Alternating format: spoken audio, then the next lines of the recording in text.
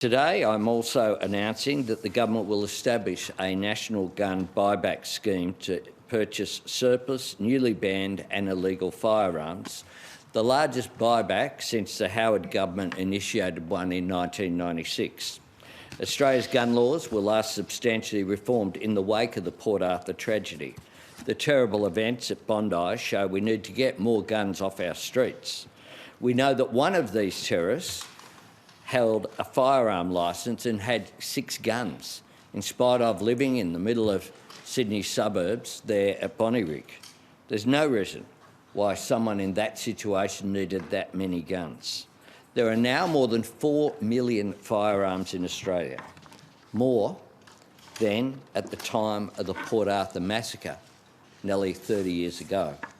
The government will introduce legislation to support the funding of this buyback scheme and meet the costs on a 50-50 basis with states and territories.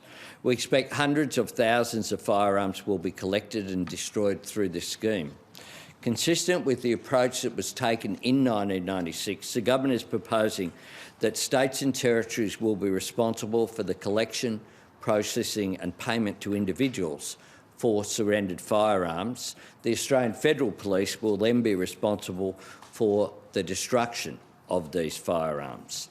The National Gun Buyback Scheme is on top of the work that was agreed by National Cabinet on Monday, limiting the number of firearms to be held by any one individual, limiting open-ended firearms licensing and the types of guns that are legal, making Australian citizenship a condition of holding a firearm licence, accelerating work on standing up the National Firearms Register and allowing the additional use of criminal intelligence to underpin firearms licensing.